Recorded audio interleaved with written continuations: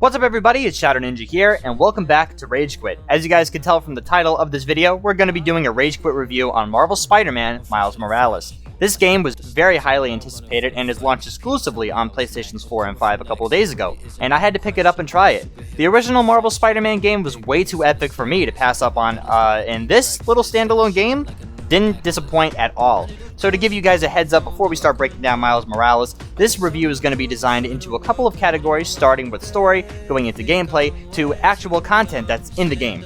There might be some slight spoilers in here, so I suggest you play the game or you get caught up with the story stuff online before you watch this video. So with that out of the way, let's get into the good stuff.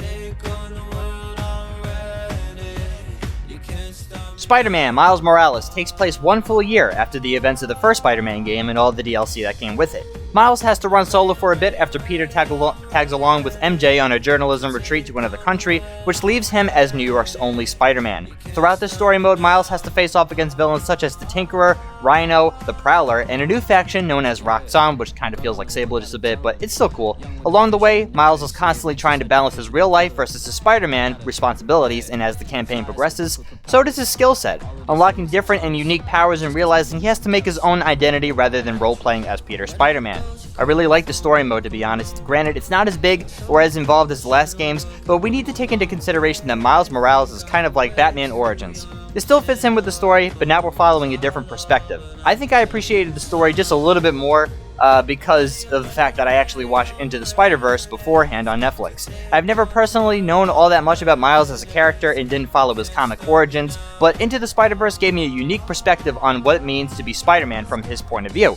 And even though this version of Miles doesn't rely so heavily on the multiverse side of things, you still got the same vibe as before. The whole theme with this version of Spider-Man is that Miles tries too hard to replicate Peter and be just as good as him, but in actuality he needs to find his own groove and his own style and be his own hero. That theme sticks with this game, and at certain parts I liked him just as much or maybe a little bit more than Peter. The campaign wasn't incredibly long, but I went into the game knowing that, and I appreciate that this is Miles' introduction into this universe. Gameplay has been a huge staple in the Insomniac Spider games so far. The original Spider-Man title gave players a variety of things to do and options on how to do them, whether it was hand-to-hand combat, or stealth, or traversal. Miles Morales kept the same flow as the last game with tiny innovations to abilities and other stuff.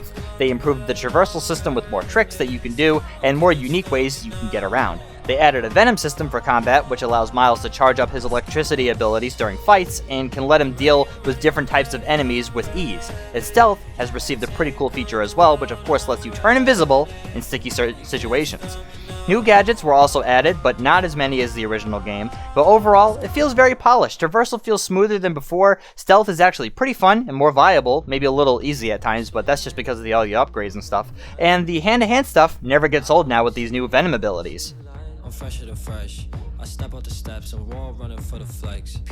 Alright, since this game has a decently sized open world, stuff to do in it is just as important or maybe a little bit more than everything else in this review, because after the story is all said and done, there's a lot of things you can do and achieve in Miles Morales. Collecting collectibles, Prowler tapes, even a statue of the legendary Stan Lee himself. You definitely want to see everything before you finish this game. From enemy outposts to side missions you can complete on the new Spider app, which is really awesome, to just random crime happenings around the city, just like in the last game. There's a bunch you can do after you finish the story, and you can get passive upgrades for your character by completing AR challenges around the map, very similar to how Arkham City did it. There are also 3 skill trees that you can complete by spending skill points and completing New Game Plus. You can also upgrade your gadgets just like you could before, and the dozens of suit options are back so you can stylize Miles in a multitude of cool looking costumes with their own mod abilities.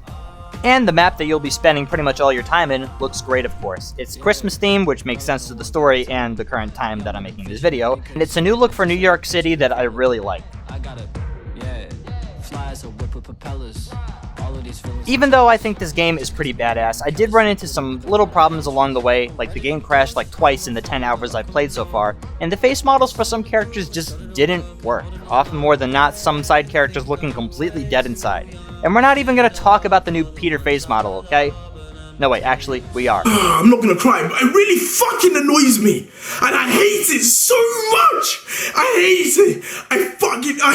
He looks so weird and his head is way too big for his body. I really hope they revert this change and go back to the original face model for the next Spider-Man game, because wow, he has seen a lot of better days. But with all those grievances aside, I have to give Marvel's Spider-Man Miles Morales my personal rating of an 8 out of 10. It was a fresh interpretation of Spider-Man, and it was a great introduction to Miles' character. And on top of that, it was just really fun to play. I really hope that they let us play as Miles a little bit more in the future, maybe add more Spider people to the next game. But that's gonna do it for me. Thank you all for watching this review, and if you liked it, you know what to do with that thumbs up, and subscribe if you're new. But if you're a current or returning RageQuit subscriber, thank you all for watching, and I'll see you guys on the next one.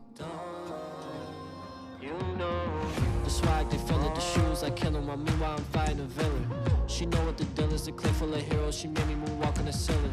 Just ask, they know we the illest. Spidey sense, I feel the vision.